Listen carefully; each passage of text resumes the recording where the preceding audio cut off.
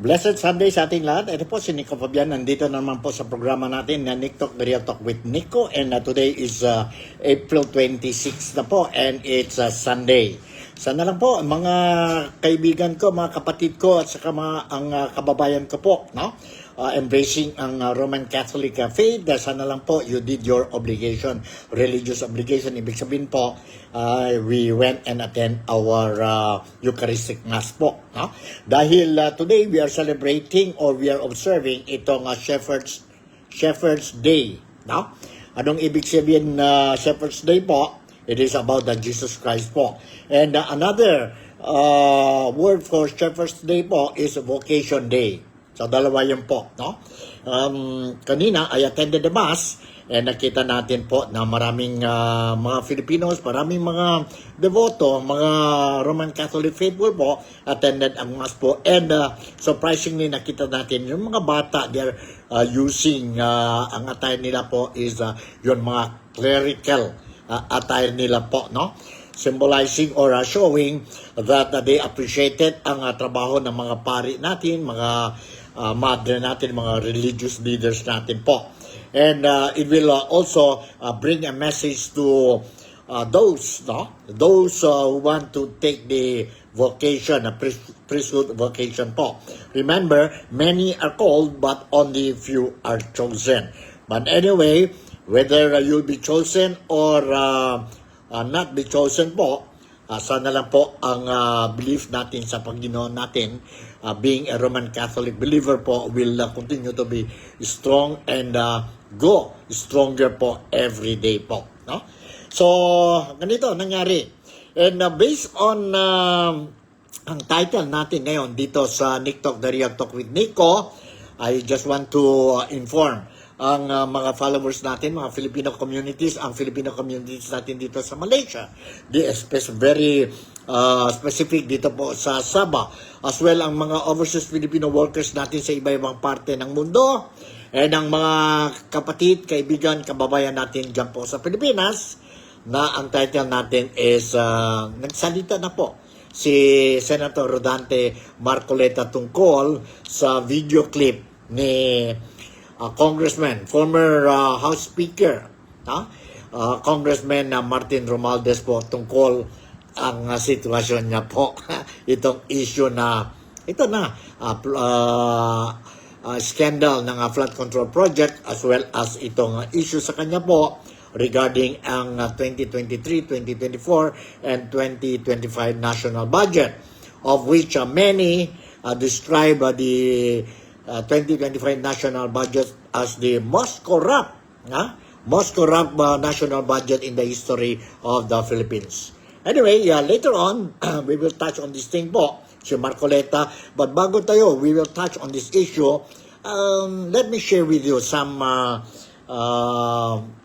ang marites namin dito po after the Mass kanina. I attended the Mass dito po sa Kota Kinabalu Sacred Heart Cathedral, na 9 a.m. hanggang 10 a.m. yun po, no? Let me share with you, I was even surprised yun after ang Mass, I spent a few moments, a few minutes or almost an hour chit-chatting ang mga kababayan natin po, no? And I was surprised, many of them were asking, Sir Nick, ano nangyari naman itong kay Saldico, ang notisya kay Saldico tungkol sa, sabihin natin, yon nahuli daw sa kanya sa Czech Republic, sa Czech Republic, and very specific dyan daw po sa Prague. And ang gobyerno, sabi nila, maybe they also heard the news, saw the news po dyan po sa Pilipinas, and dito po sa local newspaper namin sa Daily Express, of which this is my paper, narinig natin or nagbasa din sila po, na ang administrasyon natin, under si Pangulong, mahal na Pangulo, si BBM, also send a team, a top government team po, no? Dyan sa Prague to negotiate with the Czech Republic or Czech authorities on the possible repatriation of or repatriation of former congressman, now fugitive, si Saldico po. But according sa notisya that we received coming from the Philippines and also sa mga national and international newspapers po, na sabi ni DOJ, Secretary, Department of Justice, Secretary si Vida, na there is no guarantee po na nandoon daw po si Saldico, si Saldico sa kustodiya ng Czech authorities, no?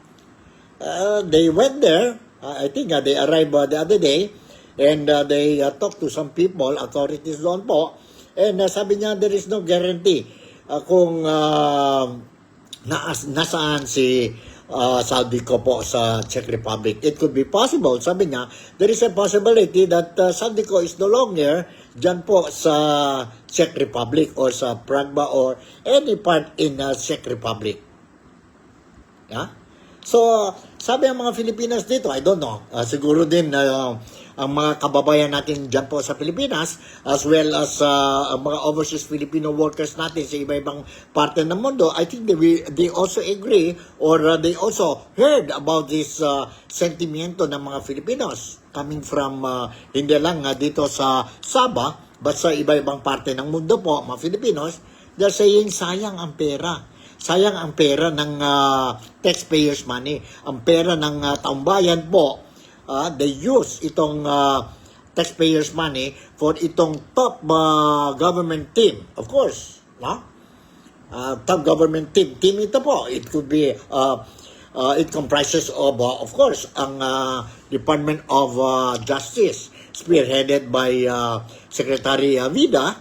And of course, mayroon yung mga Department of Foreign Affairs and other local authorities. So, grupo yan po. They flew to Prague and investigate, get details mo kung totoo ba o hindi. Nahuli kay Saldico. And upon arrival in the Czech Republic, si Secretary Vida, siya mismo po nag-announce during a video press conference ba yan po, that hindi arestado si Saldico. In fact, sabi niya po, dahan-dahan lang tayo when we use the word arrest. Hindi pwede po because when we talk of arrest, it should be carried out by a legal authority po, no?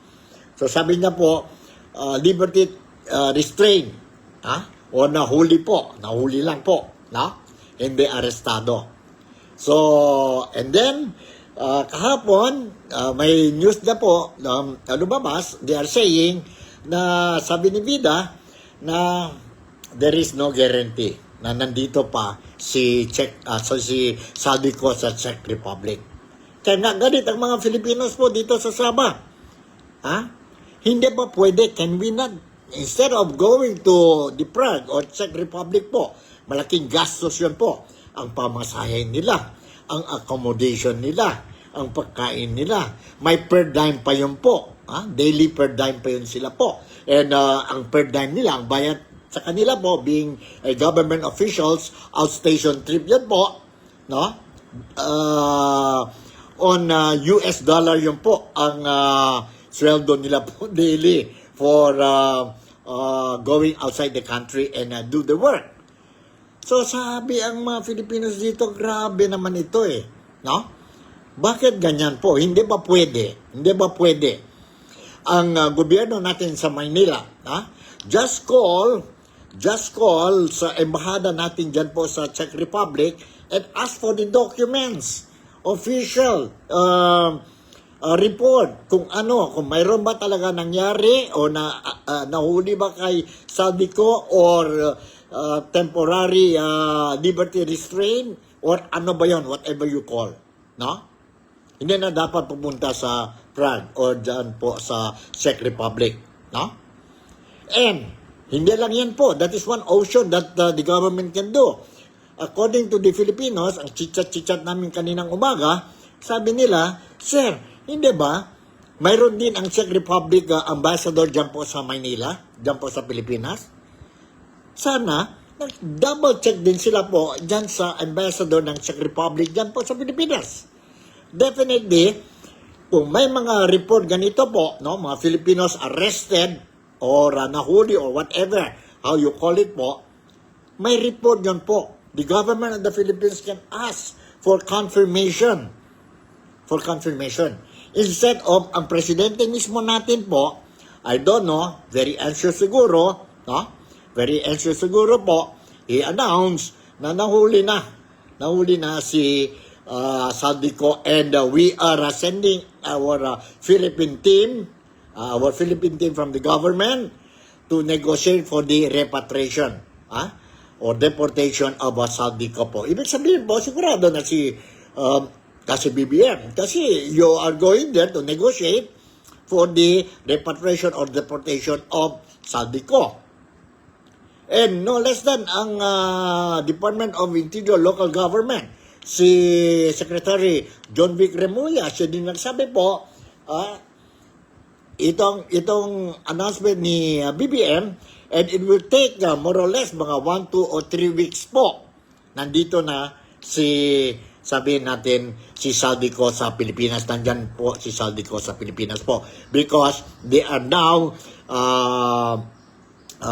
in communication with the Czech Republic for the return of Saldico. But apparently po, hanggang ngayon po, the latest one is no guarantee si Saldico nasa Prague or nasa Czech Republic po. Ang problema sa atin po, nakita natin, as what the Filipinos are saying dito sa Sabah, when we were talking, sabi nila, ang problema sa atin ngayon po, ang gobyerno natin, ang mga official natin po, mahilig sa mga press conference, no? And mahilig to make an announcement, no? Without verifying the authenticity of the report they are receiving. Malaki ang intelligence funds ng presidente natin by the billions, no? And then this is the kind of result that we are getting, or he is getting po. Hindi asigurado po. So malaking waste of money yun po, sabi ang mga Filipinos dito sa Sabah. Kaya nga, galit kami po, no? Galit kami. Bakit ganon po? We heard a lot of promises, empty promises coming from the government since last year. Yon, sabi ang presidente na mahiya kayo and nobody will be spared. And walang Christmas, yon mga involved sa flood control projects po because lahat itong mga involved sa flood control projects and dyan po sa national budget po, they will be put behind bars po. And no less than ang ombudsman natin, si Jesus Crispin Remulla, also said that they are also announced na they are filing a plunder case against Chis Escudero, Senator Chis Escudero, and si Representative Martin Romualdez po, the former House Speaker, Speaker of the House dyan po sa Pilipinas po. So, hanggang ngayon wala pa po. No? Wala pa po. So, lahat na nito mga promesa. That's why, the government, I think, it will be very difficult for them to say, o magalit sila sa mga Filipinos po, for ang trust sa kanila po, really died. Kunti na lang ang trust sa kanila po. Dahil, ito na po, mga announcement made by government officials, especially itong si presidente natin, si BBM po. In fact, he is the one who's making announcement, no? Hindi pa dapat, for me, I don't think so, ang presidente kailangan mag-announce kung ang presyo ng gasolina, nahuli si Saldico. Hindi na yung trabaho ng presidente. Hindi na yung trabaho ng presidente. But this is exactly what is happening po. Exactly what is happening. Let me share with you po itong video clip muna, no? Itong video clip po. I think I played this thing yesterday, but anyway, for the sake of those who did manage to watch itong video clip po, nandito, I'm going to play it again para sa inyong lahat po. Let's watch and listen to this. Sa inyong lahat at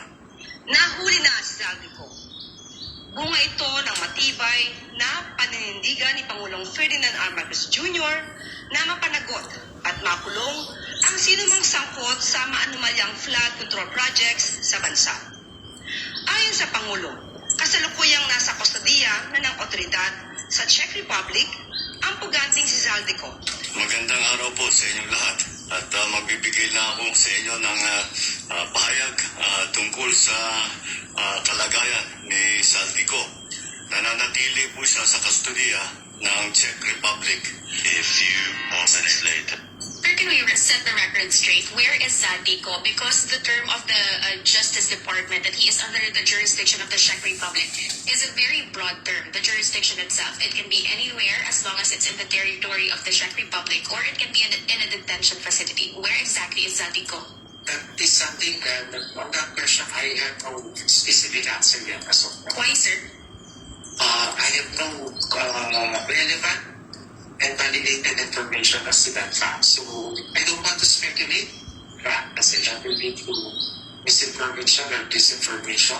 So hanggang hindi po natatapos yung pakikipagpulong ng report sa Czech authorities, sa representative ng Czech authorities, hindi ko ako makapag-pagbigay siya. Sir, so what was the basis for the Philippines to say that he is still in jurisdiction when in fact we don't know yet where exactly the former lawmaker is? Ito po ay batay po sa mga impormasyon na available po sa amin bago po kami pinahin dito. At So yan po, sabi ni Vida, based daw yan po sa information given to them po bago sila nagpunta sa DepRev po. So hindi ba kayo nag-verify kung totoo talaga ito na nahuli nandoon sa Czech Republic si Zaldico before going there po para hindi na masayang ang pera ng taong bayan? Grabe, no? Grabe po. Hindi na nag-verify, just jump, punta na tayo doon. Pero okay na yan po, nakabakasyon kayo po kasi mainit ang weather condition dyan po sa Pilipinas ngayon, no? At least, okay po, have a break. Break muna kayo po at the expense of the taxpayers, mga Filipino taxpayers po, ang pera ng mga Pilipino po, no? Ganun ba yan? Ay, sana lang po, no? I still remember during the time of former President Rodrigo Roa Duterte po, I don't think so this will happen po. This will happen. Grabe po. Kaya nga, you cannot blame kung yun ang sentimento ng mga Filipinos ngayon po, no?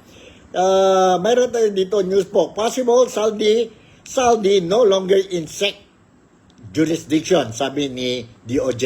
Let me read you this news article po. Mahaba ito, but I will not read all. And toto po, hindi po. Is a fugitive of former lawmaker Zaldico no longer in the custody of authorities in Czech Republic? Question mark po. The Department of Justice, DOJ, said it is possible. Posible po, wala na si Zaldico sa Czech Republic. As during a video conference, what guarantee the DOJ could give that Ko or si Zaldico won't leave the Czech Republic? Justice Secretary Frederick Vida said there is no such guarantee and we need to respect their rules. Grabe po, punta muna kayo doon, then only to find out ganito po. Sana before flying to Prague po, nag-verify muna po para hindi sayang ang pera. As again, if Ko may have gone out of Czech, he answered, possible. The video conference was held late Friday po. However, he maintained the DOJ would still verify the facts and that the Philippine immigration and police authorities have been informed that Ko was indeed under the jurisdiction of Czech Republic. Verify pa sila po. Grabe po. No? Mag-verify pa sila. Bakit hindi pa pwede tayo mag-verify dyan mismo sa embahada ng Czech Republic sa Pilipinas? Or can we not call ang verify ang veracity of this information, intelligence information na-receive ang presidente po na he was, o nahuli sa kanya po, si Zaldico po. sa embahada natin sa Czech Republic. Hindi ba yan pwede po? That's another thing. For example, I tell you, si Ombudsman Remulla also mentioned that noon, no? Sabi niya, nakita na niya po na may arrest warrant, o warrant of arrest kay Senator Bato de la Rosa. No? Nag-announce na siya po. He announced earlier na mayroon na po. Kaya nga si Senator Bato de la Rosa, blessing in disguise, when he received this information, di nagtago na siya po. No? Nagtago siya po.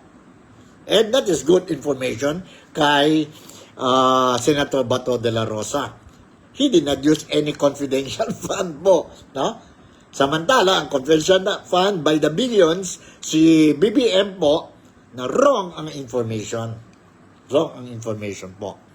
So, yun po ang sitwasyon dyan sa atin po. Kaya, as what I said, you cannot blame ang mga Filipinos. You cannot blame me. Ako din galit ako eh. Kasi nakita ko, nahirapan na ang mga Filipinos, no? Nawala na tayo ng pera ng PhilHealth, 60 billion, Nasaan na ang Mahadika funds natin? Ano nangyari? Nasaan na ang by the trillions po? Nawala tayo po sa flood control projects. Ang national budget natin po, corrupt, maraming kalukuhan. Ngayon, nandito na naman po. Punta tayo sa, sabihin natin, sa Prague at the expense of the taxpayers' money. And ito ang resulta. And bukas, si BBM, ang mahal na Pangulo natin po, si Ferdinand Bongbong Marcos Jr. will be flying para sa Japan yata yun po, no? Hanggang 29 siya po to attend a working trip, no? Official working trip po. And what do we expect? What do we expect? I think, ako po, I'm expecting, I hope I'm wrong, but this is my own opinion. I'm sorry po. This is my own opinion. I'm expecting, pagbalik siya sa 29, at least matapos yung meeting niya sa 29, siguro by 29 evening or 30 po, no? Nandito na o nandyan na siya po sa Pilipinas, and he will be announcing na I successfully managed to ask help from the Japanese government na tulungan sa atin ang problema natin sa langis, sa fuel, no?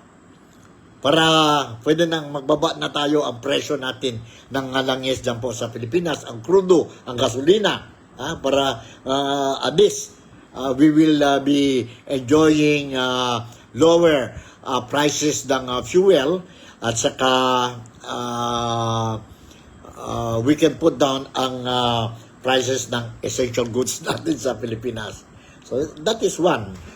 Most likely for me, yun ang announcement. And at the same time, siguro si Bongbong Marcos will also again announce na mayroon mga investors sa Japan who will sign MOU, Memorandum of Understanding, Memorandum of Agreement, that they will be investing dito po sa Pilipinas. This is good news to the Philippines. Ang trip ko is very successful po. That's what I look at it now po. Why do I say these things po? Kasi yon palagi ang report, ang promesa ni BBM po. And ano nangyari po? How many trips already went? International trips po. Mayroon mga investors daw coming in sa Pilipinas. Mayroon ba po? Nakita ba natin po? What happened? Since he became the president 2022 hanggang ngayon po, nandyan ba ang mga investment, foreign investors po? In fact, mas lalo na po, ayaw mag-invest ang mga foreigners sa Pilipinas dahil wala tayong political stability. Wala tayong economic stability. Ang security natin po, duda, 50-50 po. So, yun.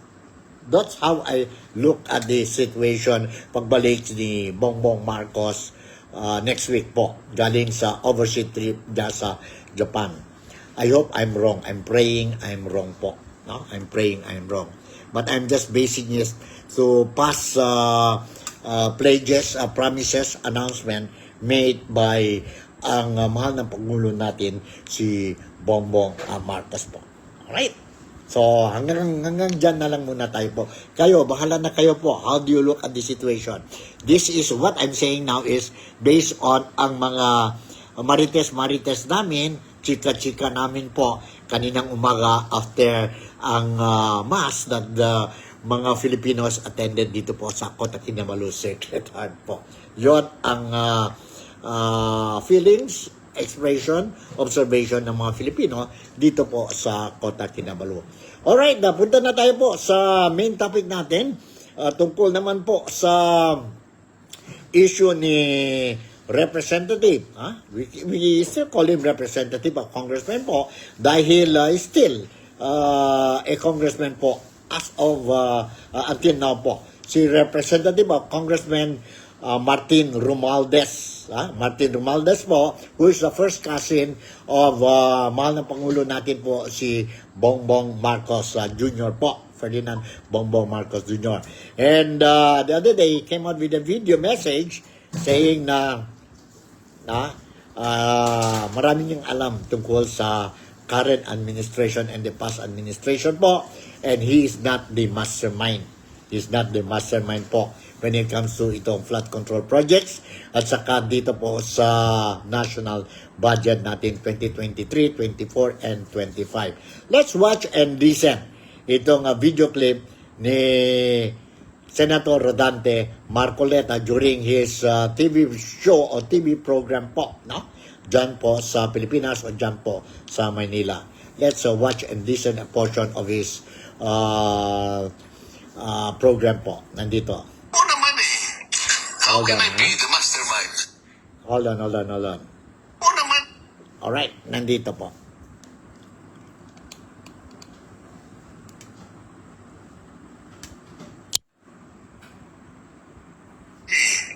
How can I be the mastermind?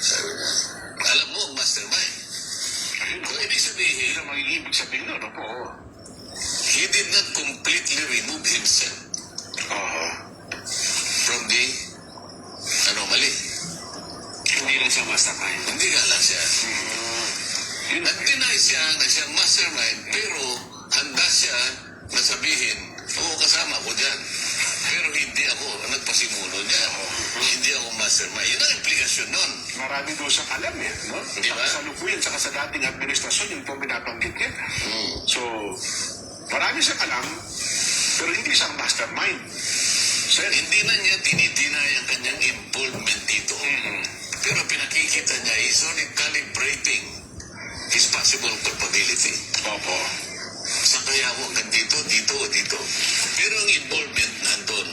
So, yun ang negative implication ng kanyang pagkakasabi. How can I be the mastermind? Ang tanong naman ni Nelson. Alright, yun po. Sabi ni Marcoleta, how can I be, sabi daw ni Martin Romualdez, how can I be the mastermind? So the mere fact that he admitted about he's not the mastermind po, he knows something. He is also involved dyan po sa scandal. Sa scandal po. Meron pa tayo isa pang video clip ni Marcoleta po, no? Ni Senator Marcoleta tungkol naman ito po sa budget. Itong issue sa budget po 2023, 2024, and 2025. Let's watch and listen to this video clip po ni Senator Rodante Marcoleta. Hold on po.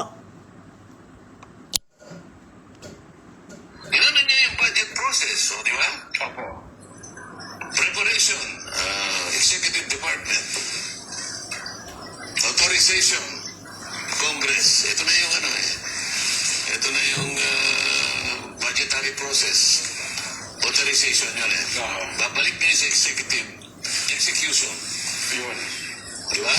Yes po. So sinasabi niya, hindi lang naman. The budget, totoo naman eh. Ba't mo sinasabi ngayon yan? So, sinabi mo ngayon na, teka, talagang ang involvement nito umikot sa dalawang departamento. Tama? Tama po. Kasi mukhang tinutuloy yung executive sa pamamagitan daw po ng DPWH. Tapos tinuro niya si, ano ba? Si Salvi at saka si dating Senate President. Nakalimutan niya. Ako, wala akong gustong kampihan dito. Hindi ko mo kasama ko sa Senado si dating Senate President Chis Escudero. Nakalimutan yata niya na si Chis, 2025 lang siya naging Senate President.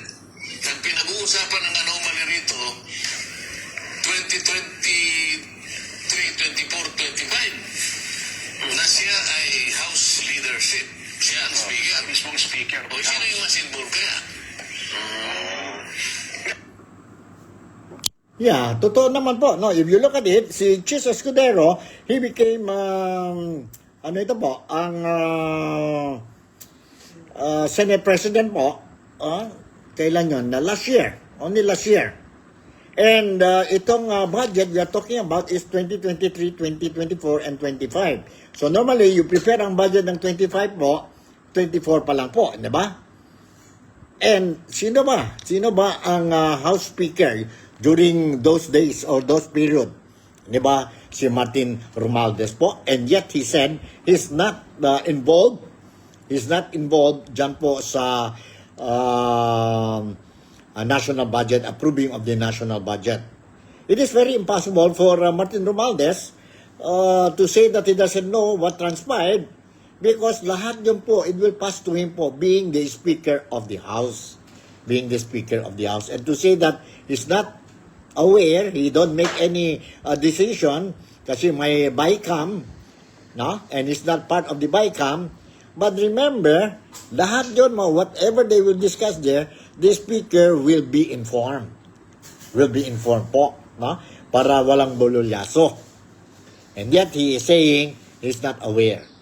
Alright. Tungkol naman na ang claim ni Martin Romualdez saying, hey, I cooperated, pumunta ako po dyan po sa International Commission, Independent Commission for Infrastructure. No? I submitted myself for investigation. And, but ano nangyari po? Asan ang report? Walang report po, no? A report was submitted to the President, but it was not revealed to the public. Not revealed to the public po. Kaya nga, ang publiko po is not happy and don't believe on this ICI hanggang nasarado na lang po ang ICI. Nandito po ang video clip, comment ni Senator Rodante Marcoleta tungkol kay Martin Romualdez po. Sasabihin niya, Hold on. Nandito po. Let's watch and listen to this. Kayo na bahala. Kayo na bahala to make your own conclusion. bigay naman ako ng ng statement sa ICI. Oo, nakipag-cooperate nga rin siya sa mga investigation na ginagawa sa'yo. No, sinabi niya, I kept my silence in respect to the legal process. Bakit yun? Yung legal process ba, sinasabi niya, kailangan kang magpakatahimik? Kung sinasabi gano'n? Walang ganon, oh. The legal process will proceed whether in silence Tama. or otherwise. Oo. Kapag teka muna, pinagtatalunan nga namin sa Senado eh. Inimbita nga eh. Hindi ka dumating. Oo. Doon makakapagsalita ka, but you chose to be silent. Pakatawanan mo. Sasabihin mo, in respect of the legal process. Teka mo, pinatawag ka eh. It's part of the legal process. Oo. Inimbita nga eh. Hindi siya pumunta. Yung naman nagpatawag naman kasi. Hindi ka dumating. Dapat sinampina mo. Sabi Meron nga raw kung ano. Oo, dahil meron kasi tayong interparliamentary courtesy. Tayo dyan, opo. O kasi yung courtesy, paggalang. Yes po. So pagka pinilit natin, Wala nang yung pagkalang. babastos tayo. Nabaligtaran ang mangyayari. Ayaw nating mambastos. Yun ang ibig sabihin eh. Yes po. Yan, Nelson. Ang taong bayan, hindi mo lang binastos eh. Ninakawan mo nga ang taong bayan eh pagkatapos nahihiya ka pang bastusin yung isang tao na pinaghihinalaan na siyang mastermind dito. Oo. Yan ang hindi ko maintindihan. Ito sa taong yan. Tama si Senator Rodante Marcoleta po. I totally agree with him po. So yan po ang observation, reaction ni Senator Rodante Marcoleta po. And let's continue to monitor ang mga updates, mga happenings dyan po sa Senado this week. This week po. And of course, by April 29, mayroon na naman po ang hearing dyan po kay Inday Sara Duterte. Now, talking about Inday Sara Duterte, the other day po, may mga claims si Inday Sara Duterte. And kahapon, was it kahapon? Friday ba yun? Or Saturday, may function si BBM together with Executive Secretary, si Ralph Recto, together with the wife, si Governor Vilma Santos po, dyan po sa Batangas. And mayroon dito po, video clip po regarding ang reaction ni Executive Secretary or ES, si Ralph Recto po, tungkol sa statement made by Inday Sara Duterte. Nandito ang report po. Let's watch and listen itong report. Itong report po. Hold on. Nandito po. Hold on, Higit 2 issue yung sinagot. Hold on po. And ang report galing kay Maricel Halili, newscaster ng GMA network. Nandito po. Let's watch and listen to the report. Higit 2 issue yung sinagot ni Executive Secretary Ralph Recto dito sa naging pahayag ni Vice President Sara Duterte. Una, yung tungkol sa Travel Authority dahil matatandaan natin, sinabi ni VP Sara Duterte sa kanyang pahayag na masyado ng late yung pag-i-issue ng Travel Authority ng Malacanang. Ang pumirma dyan, si ES Ralph Recto. Kaya hiningan natin siya ng reaction kanina.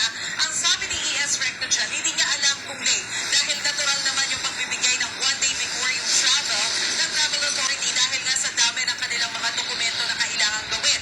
Pangalawang punto na sinagot niya ay yung tungkol doon sa pahayag ni Vice President Sara Duterte na ginawa daw backup ang Marcos administration nitong si Senator Antonio Trillanes na pagsalita siya sa Kongreso. Ang sinasabi kasi ni Vice President Sara Duterte, kung titingnan yung mga naging pahayag ng dating senador, wala namang bago doon sa mga paratang niya. Ang tanging pinag-iba lang daw ay yung mga makinarya na ginamit dahil sa pagkakataong ito, binakapan na daw siya ni President Bongbong Marcos o ng kanyang administrasyon. Tinanong natin si ES Recto tungkol siya. Nasabi ni ES Recto, wala siyang alam tungkol dyan sinasabi ni VP Sara na binabakapan ng Pangulong Marcos itong mga pahayag ni Senator Antonio Trillanes. Pero malinaw naman daw yung pagkakatugma ng naging pahayag ng dating senador. Narito ang bahagi ng pahayag ni Executive Secretary Ralph Recto.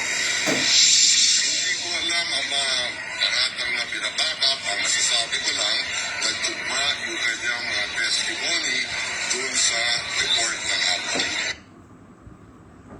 Alright, yun po. Narinig natin na si ES Ralph Recto po, no? Sa Batangas yun po. They distributed some cash and rice po. And according to Representative Congressman sino ba yun? Leviste, no? Unfair na yun po because there are ilan mga barangay captains po were not invited sa function po. In other words, they did not receive ang ayuda. Dapat they will receive dahil they're not supporting ang gobyerno po. So, tawag ni Leviste, you have to give immediately what is due to the barangay captain po sa mga 84 ba yan o 200 plus barangays dyan po sa Batangas. So let's see po kung what will be the updates po. And siguro hanggang dito na lang muna ang mga issues mayroon tayo po that we touch today. Dahil Sunday ngayon po, I think we must have more time to enjoy life po. Dahil bukas is another busy, expensive, and hectic working week para sa mga Filipinos po. Although mayroon tayo work from home, But ingat-ingat lang tayo ang mga trabaho natin po. And next week, sweldo na po, no? Huwag natin kalimutan na be prudent in spending dahil po mahirap ngayon ang pera dyan po sa Pilipinas. Lahat ang mga bilihan po mahal. And ito na ang problema po sa atin. So let's all hope and pray na sana lang po itong mga problema natin that we are confronting ngayon dyan po sa Pilipinas will be a thing of the past soon, if not too soon po. Kasi kung mag-prolong pa ito po, kawawa talaga ang mga Filipinos. And sana lang po itong gobyerno natin po, no? We think twice talaga po before making any decision, especially when you're using, when the taxpayers' money are involved, kagaya itong mga trips, no? Mga trips, no? If hindi naman talaga importante, there are other resources that you can get, wag na muna tayo waste ang pera ng taong bayan dahil marami na po nawala pera sa atin po, ang taxpayers money po, no? Kagaya itong trip ni DOJ Secretary si Vida, no? Karamihan mga Filipinos dito po are saying it's another waste of taxpayers money. Whether you believe it or not, kayo nang bahala po. But ito ang sentimiento, ang feelings, ang claim ng karamihan ng mga Filipinos dito po sa Sabah. Ayawan ko lang po kung ang mga kababayan natin na overseas Filipino workers sa iba-ibang parte ng mundo also feel the same feelings how we are feeling ngayon po tungkol waste of travel, waste of money po sa unnecessary foreign trips po, no? Carried out by our government officials. So, once again, hanggang dito na lang. Maraming salamat po. Mas yung paano, I hope I managed to update you ang mga latest developments dyan po sa Pilipinas. So again, I would like to say thank you very much for making me a part of your day-to-day. Enjoy kayo po itong weekend natin po and be ready for another expensive, busy, and hectic week natin po which we're going to start tomorrow, Monday. Malaysia, Sabah, Philippines, God bless us all. I'll see you in my next episode. Bye! Ingat kayo po! And I love you. Bye!